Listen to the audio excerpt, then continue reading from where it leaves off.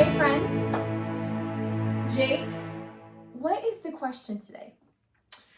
Our question is, this is funny, how do the two of you work in the same house day after day and do life together after work without getting sick of each other?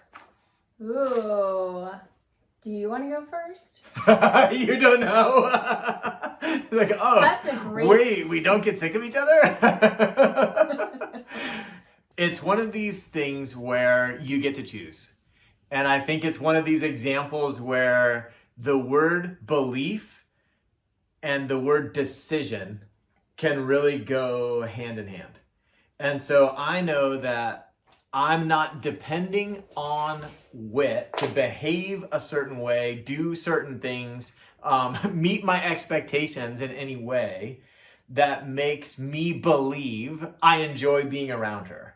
That I take that responsibility on myself, that I choose to enjoy Whit by thinking of the things I enjoy about her so that it maintains sort of a fun, not annoying day.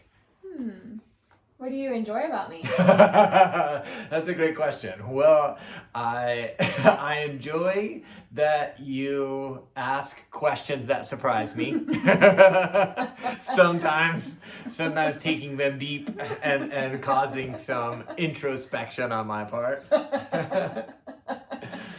See if he was telling a fib or a truth. Mostly, if I were to be honest though for a second, when I look at our actual work relationship and what we're doing here, where I go with my thoughts is a lot of gratitude for Whit's ability to pick up where I leave off in terms of strengths and weaknesses. That in some of the areas she is strong, I'm weak. And so I like that to have her as my teammate. And one of the biggest ways is probably that I have most of my life had an aspiration to use what I consider some good teaching skills as a way to benefit people's lives. But very often it can come off as disconnecting or arrogant if you're always in the teacher role. And so partnering with Whit, it allows me to like connect with a new group of people, and together it feels like we can change lives on a scale that was just impossible for me to ever do on my own. And so I actually keep thinking along those lines quite often to feel gratitude for the opportunity rather than, oh my gosh, another 24 hours with the same human being in the same room. Yeah. Oh, thank you. Uh-huh. And I agree. I think together we can conquer the world. And I thought she was going to stop right there. I think she's like, okay, video over. I'm never going to say anything about how I do it. You answered that perfectly. Ditto. I would say previously to Jake and I meeting and getting married, I was a entrepreneur in the making. And so I spent years failing over and over, living out of a car, just making all of the entrepreneur story, living the entrepreneur story that you hear about. And I loved it. But now that Jake and I are doing this together, my gratitude surpasses everything. And so I would say, especially as we've done this longer, now going on to 3, almost 4 years, my joy and gratitude just continues to increase. And I would say that helps that we've had some failing together. We have. That's right. Under our belt. We did fail some together early on. A lot of arguing before we film, or miscommunication, just lots of things that have it, it could hurt us or help us, and it's definitely helped us. So yeah, we also have the unique opportunity of doing a lot of content creation and filming ourselves. And so early on in our marriage, when we were filming, I got to, you always think you're doing everything okay. Like, why is she responding like this? And I watched the videos back And I had like, it's like a sports team where you have video of yourself playing the game. I had video of myself communicating with Whit, and I was like, oh, I do not like that guy. And so I'm like, I need to figure out how to make some changes. And so that's sort of a unique thing that we had going for us. Yeah, God so really has film that. yourself. Oh, yeah. Yeah, and then I would say one other thing that really helps us to just not feel monotonous with our life is that I really think of our life with wearing different hats.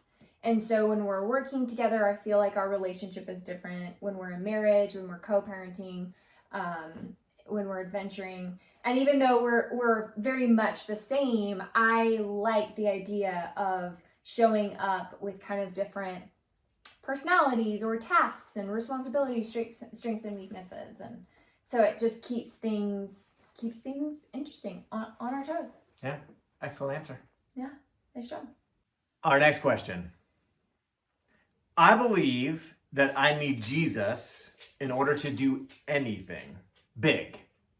But I also see the value in owning my success. Can I do both?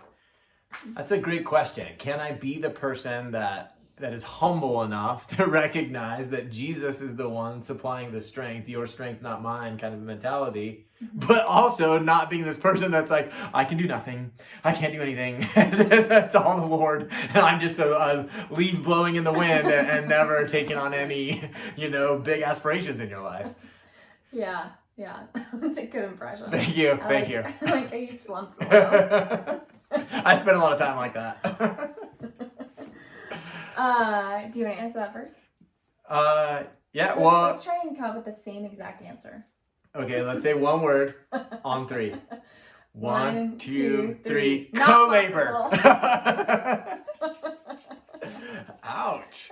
So Whit says not possible. You're either a leaf blowing in the wind or you have a good faith. No, just kidding. I was trying to think of a word, and that's 2 words. Is co-labor 2 words? Hyphenated. Yeah, we both cheated. Oh. You go first. You can answer it first. Oh, yeah. I mean, I do believe that, actually. I do believe that you can do both. that you can do both. No, but I also believe that it's his strength, not mine. It's something I really like. And interestingly, when I am humble enough to say it's his strength, not mine, that's when I find the true fuel inside of me to step into my decision making and do things. A great example would be, I say it's your strength, not mine a lot when I'm running. I go run in the morning by the lake. And different seasons of my life, it's harder, and sometimes it's really hard. And I'll be taking off, and straight from the house, I'm like, okay, God, your strength, not mine, buddy. And I'll run. But the crazy thing is, it would be his strength, not mine, even if I didn't run. Right? And so I have his strength available. He's on my side. He's delivering at all times. He's always there to deliver what I need. Sometimes I run, sometimes I don't. And so I see one way to look at it as if he's offering, he's there for me, he's got this for me. Am I taking the action to step into that? Mm-hmm. Yeah, I think that's really well said. And I would agree. I think that what I've learned personally is that when I look back on my life, the moments that I have showed up with a impossible level of courage or supernatural amount of inspiration or resiliency, it is because I chose to ask him to be the one who is supplying, just like you're saying, Jake. Where I can also see the times where I've been bearing the burden and trying to really build myself up, puff myself up to do it, and it just doesn't last, and it's very limited on how much I can do. When people give me compliments, man, you're so courageous, I say thank you, acknowledging that I do choose to trust him to supply my courage, and that is my choice, but he is the one that gives me that supernatural amount of courage. So his power, not my strength. But it is a both. Yeah, it's really good. One other example that comes to mind is just the idea of forgiveness and healing. and how that's not anything that's in our own power, that's all of the forgiveness I receive is from Jesus, right? However, my forgiveness it's done. Like my forgiveness is always there.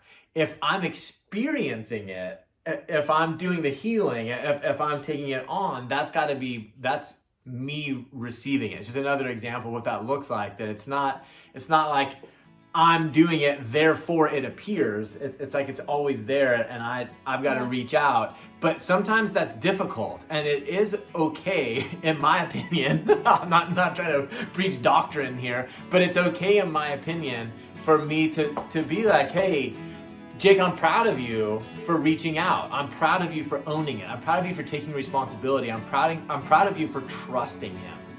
And being the kind of person that lives with that kind of a character, and that gives me the self-growth, which would be the idea, the purpose of kind of taking ownership to do it again the next time and to grow even bigger when I have opportunities in the future. Yeah, great question. Excellent question.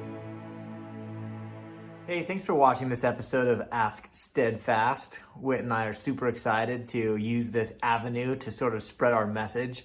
And so it would mean a ton to us if you'd subscribe to this channel.